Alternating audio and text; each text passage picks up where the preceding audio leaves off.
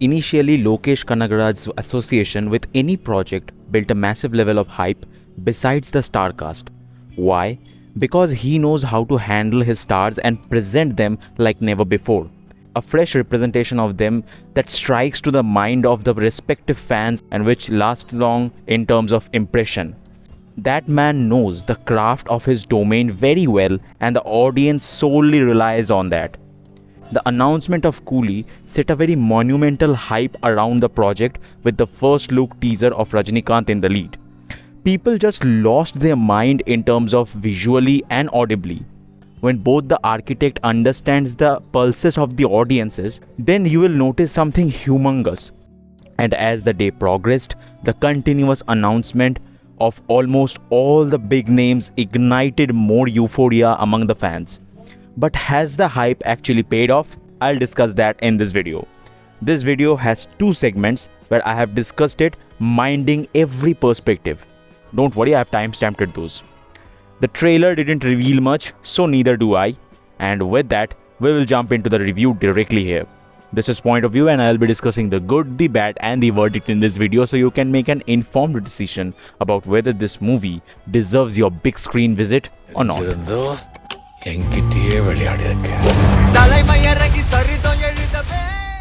First, the disappointments. The fight sequences. It's weird, right? I'm discussing the aspect of a Lokesh Kanagaraj movie and the first letdown is the fight sequence. Listen to me here and then you will understand why I'm discussing this first. The combat designing by Anbariv was nothing that we haven't seen till now, and to be honest, it was a bit of the routine fight designing in the Kanagaraj film.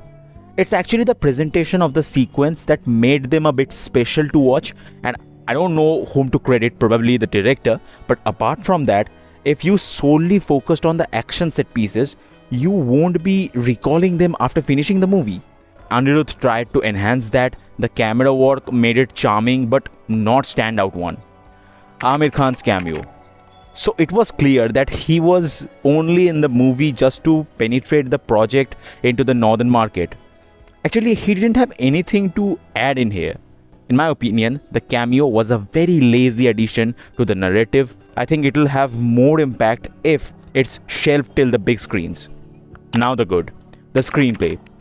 It was actually very well written in the first half. The way the emotions were shifting from one to another extreme and still worked in the process was praiseworthy. The equation between Sathyaraj, Shruti and Rajnikanth had worked specially for this, apart from the tight duration of it.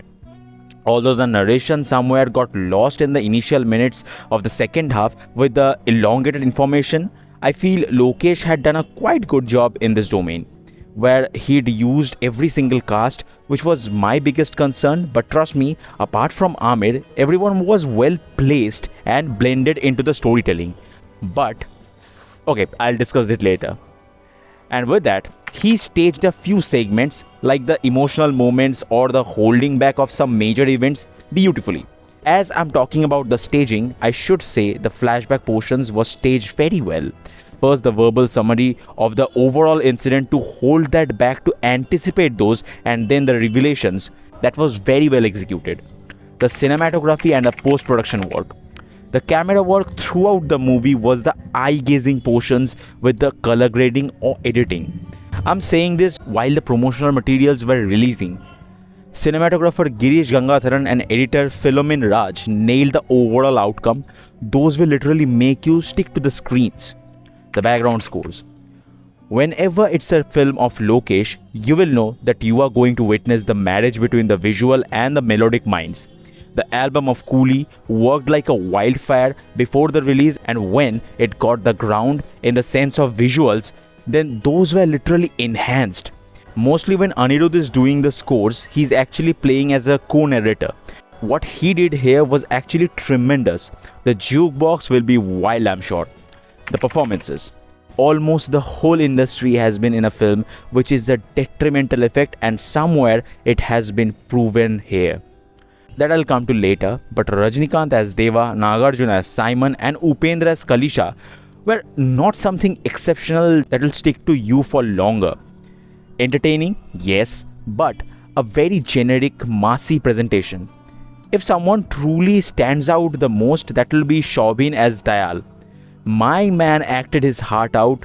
The loud pitch he reflected in this movie was new, at least for me with him, and the arcs the character had were literally outstanding, and he performed accordingly. Now, the question is, did Lokesh deliver the actual best of what was promised in the whole promotional events? The answer is barely. This was a formula-oriented product that has been taken from many recently released films. You will see the treatment of Jailer and Vikram vividly, and it was an injustice to the overall narration. Too many things to implement at the same time, and the result in the end was not at all flourishing.